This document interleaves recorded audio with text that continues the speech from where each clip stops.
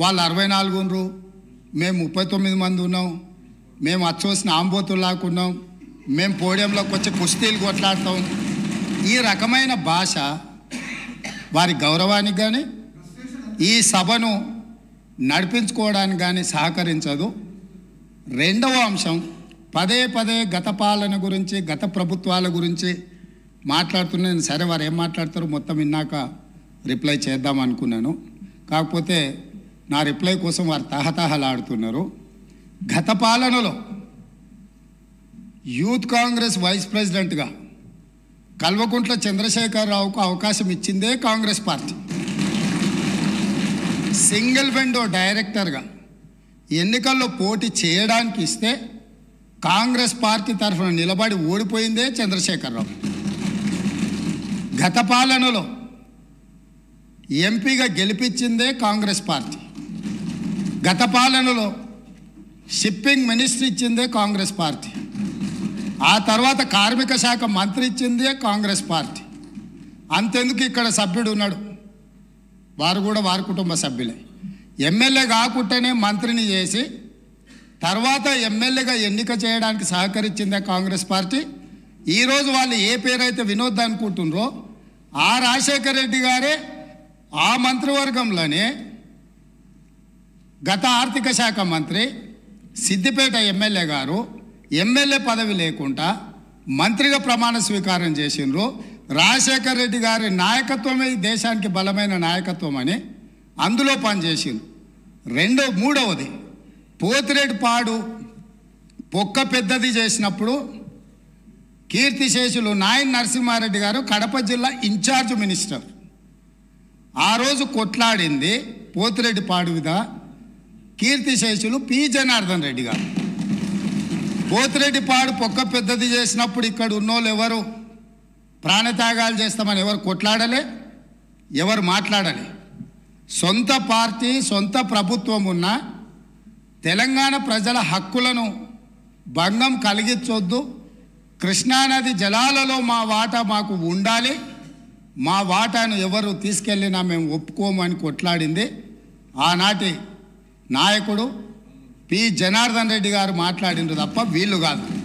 ఆ రోజు రాజశేఖర రెడ్డి గారి క్యాబినెట్ నుంచి మేము 6 మంత్రులం 14 నెలలకే మేము రాజీనామా చేశాము. మేము రాజీనామా చేసినప్పుడు చెప్పిన 6 కారణాలు, అందులో మొట్టమొదటి కారణం అక్రమంగా పోతిరెడ్డిపాడు ప్రాజెక్టును పొక్కగొట్టి మా తెలంగాణకు దక్కాల్సిన కృష్ణా నదీ జలాలను రాయలసీమకు తరలించకపోతున్నందుకు నిరసనగా ఈ క్యాబినెట్ నుంచి మేము వైదొలుగుతున్నాము. తెలంగాణను ముంచి పులిచింతల ప్రాజెక్టు గట్టి ఆంధ్రాకు నీళ్లు మళ్లించే పులిచింతల ప్రాజెక్టును ఆపకపోవడం వల్ల మేము ఈ క్యాబినెట్ నుంచి వైదొలుగుతున్నాము.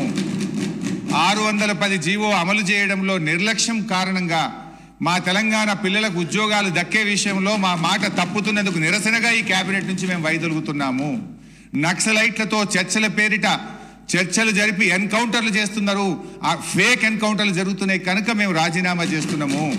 ఇట్లా ఒక 6 కారణాలు ఇదే సభలో చెప్పాం, బయట చెప్పి మేము ఆ రోజు రాజీనామా చేస్తామనేటువంటి విషయాన్ని సభ ద్వారా గౌరవ ముఖ్యమంత్రి దృష్టికి మీ దృష్టికి తెస్తున్నాం.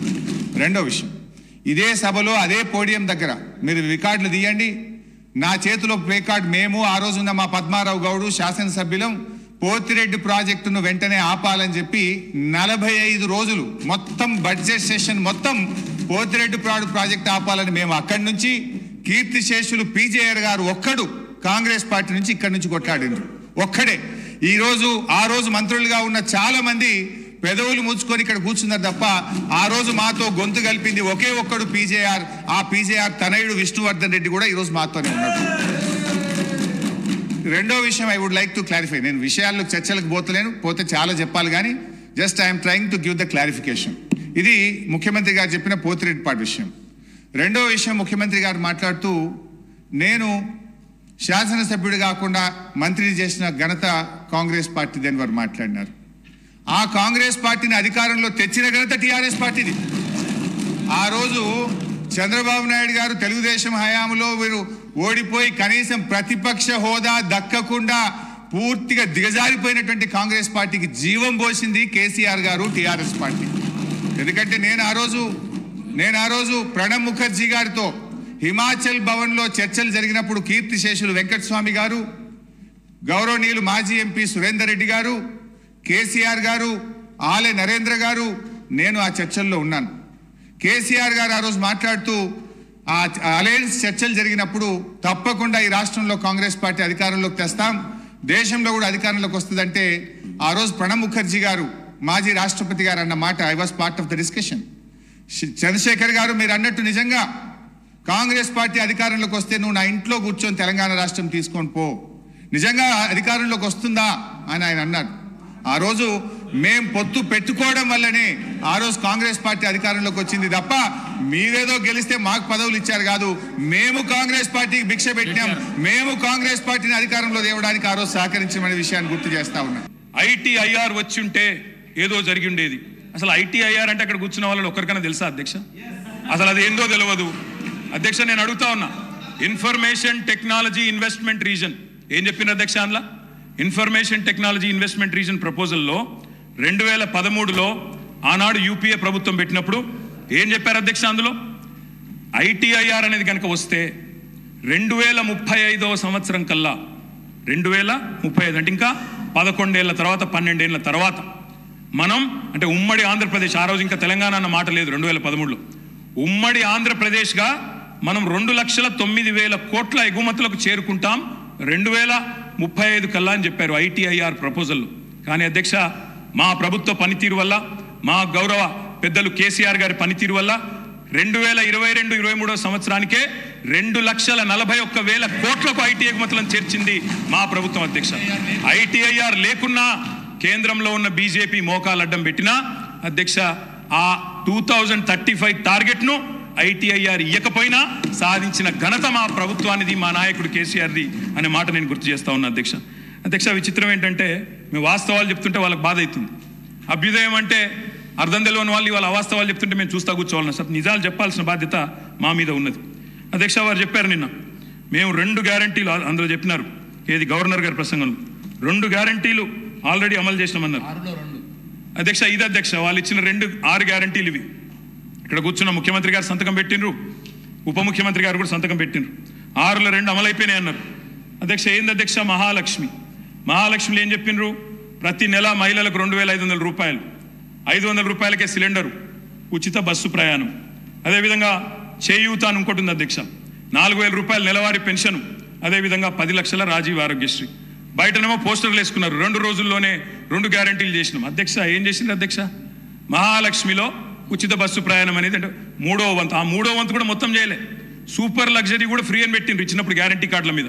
ఇచ్చింది మాత్రం ఈరోజు పల్లె వెలుగు, సిటీ బస్సులు, ఆర్డినరీ బస్సులు, ఎక్స్ప్రెస్ బస్సులు తప్ప లగ్జరీ లేదు, గరుడ లేదు అధ్యక్ష. ఇంకోటి మరి నేను అడుగుతా ఉన్నా, రాష్ట్రంలోని మహిళలందరి తరపున ఎవరైతే మీకు ఓటేసినారో వారందరి తరపున, ఓటు వేయని వారి తరపున కూడా అధ్యక్ష ఈ 2,500 రూపాయలు మహిళలకు ఇచ్చే కార్యక్రమం, రాష్ట్రంలోని మహాలక్ష్మి కార్యక్రమం 1.5 కోటి ఆడబిడ్డలు ఎదురు చూస్తూ ఉన్నారు, 1.5 కోటి మంది ఆడబిడ్డలు ఎదురు చూస్తూ ఉన్నారు. మా ఖాతాల్లో 2,500 రూపాయలు ఎప్పటి నుంచి పడతాయి? 100 రోజుల్లో పూర్తి చేస్తామన్నారు. మార్చి 17 మీకు కౌంట్ డౌన్ స్టార్ట్ అయింది, డిసెంబర్ 7 స్టార్ట్ అయింది, మార్చి 17కు 100 రోజులు నిండుతుంది. ఆ 100 రోజుల లోపల 1.5 కోటి మంది మహిళల ఖాతాల్లో 2,500 వేస్తారా అయ్యారా? 90 లక్షల తెల్ల కార్డులు ఉన్నాయి, 90 లక్షల తెల్ల కార్డులకు మరి సిలిండర్ ఇస్తారా అయ్యారా? చూస్తాం అధ్యక్ష. ఇస్తే స్వాగతిస్తాం, తప్పకుండా ఇస్తే మీ వెల్కమ్ ఇట్ ఇవ్వాలనే కోరుతున్నాం, తప్పకుండా ఇవ్వాలని కోరుతున్నాం అధ్యక్ష. ఇక్కడ చెప్పారు దయచేసి, I'm not yielding sir, I'm not yielding sir. చేయూత కింద చెప్పారు అధ్యక్ష, 4,000 రూపాయలు ఇస్తామన్నారు నెలకు, డిసెంబర్ 9 నుంచే స్టార్ట్ చేస్తా అని రేవంత్ రెడ్డి గారు స్వయంగా చెప్పినారు. నేను వారిని ఇంకా రేవంత్ రెడ్డి గారే అంటున్నాను, కల్వకుంట్ల చంద్రశేఖర్ రావు అనే ఏకవచనంతో ఆయన మాట్లాడినా నేను రేవంత్ రెడ్డి గారని అంటా అధ్యక్ష. ఎందుకంటే మాకు ఆ ఇంగితం ఉంది, ఆ సంస్కారం ఉంది. ఎందుకంటే ముఖ్యమంత్రి అనే పదవి వ్యక్తిది కాదు అధ్యక్ష. నేను అందుకే అంటా ఉన్నా అధ్యక్ష, సంస్కారం అనేది రావాలి అధ్యక్ష, స్వతహాగా నేర్పితే రాదు అధ్యక్ష. ఇంకో మాట చెప్తా ఉన్నా అధ్యక్ష, 2 గ్యారంటీలు 10 లక్షల ఆరోగ్యశ్రీ. ఇక్కడ హరీష్ రావు గారు ఉన్నారు అధ్యక్ష. హరీష్ రావు గారు వైద్య ఆరోగ్య శాఖ మంత్రిగా ఉన్నప్పుడే 10 లక్షల ఆరోగ్యశ్రీ మేము అమలు చేసి సంవత్సరం దాటిపోయింది సార్. అది వారికి తెలియదన్న విషయం తెలియదు, తెలుసుకునే ప్రయత్నం చేయరు, అవగాహన లేదు, అనుభవం లేదు, ఇక నడుస్తూ ఉంది అధ్యక్ష. ఢిల్లీ నుంచి నామినేట్ అయి వస్తే గట్లే ఉంటుంది అధ్యక్ష. 2 గ్యారంటీలు అమలు చేసినాం అనేది అచ్చు తప్పు. 2 గ్యారంటీల్లో మీరు అమలు చేసింది పావలా వంతు కూడా కాదు. ఇది ప్రజలను మభ్యపెట్టడమే, బుకాయించడమే తప్ప ఇంకోటి కాదు. ప్రజావాణి ప్రారంభించినాం. ప్రజావాణి కొత్తగా ప్రారంభించేది ఏంది అధ్యక్ష? ఎప్పటి నుంచో ఉన్నది, ప్రతి మండే కలెక్టర్ ఆఫీసులో నడుస్తూనే ఉంది. మీరు ప్రారంభించింది ఏముంది? ఇనుప కంచెలు తీసేసినాం. నేను అడుగుతా ఉన్నా అధ్యక్ష, ఇనుప కంచెలు ఎవరేసినారు అధ్యక్ష? ఇనుప కంచెలు ఎవరేసినారు? 2012లో వేసిందే కాంగ్రెస్ ప్రభుత్వం, కిరణ్ కుమార్ రెడ్డి నాయకత్వం. వాళ్ళు వేసిన కంచెలు వాళ్ళే తీసి ఆ ఇల్లును బట్టన్న కప్పచెప్పి ఇప్పుడు అక్కడ ముఖ్యమంత్రి ఉంటలేరు కాబట్టి సహజంగా అక్కడ సెక్యూరిటీ అవసరం లేదని సెక్యూరిటీ తీసేసి దానికి మేమేదో గోడలు బద్దలు కొట్టినాం, కంచెలు తీసేసినాం. అధ్యక్ష, ఈ బిల్డప్లు ప్రజలు నమ్మరు అధ్యక్ష. 2012లో వాళ్ళే కంచెలేసి 2023లో వాళ్ళే తీసి ఏదో చేసినాం అంటే ప్రజలంతా పిచ్చివాళ్ళు కాదు అధ్యక్ష, అన్ని గమనిస్తూ ఉన్నారు. అధ్యక్ష, నేను ఒకటే అంటా ఉన్నా అధ్యక్ష, వారు ఎన్ని చెప్పినారంటే అధ్యక్ష మాటలు, ఇగో మా బట్టన్న గ్యారంటీ ఇవ్వడమే కాకుండా గ్యారంటీ మీదకి అఫిడవిట్ ఇచ్చింది సార్, 100 రూపాయల బాండ్ పేపర్ మీద మొత్తం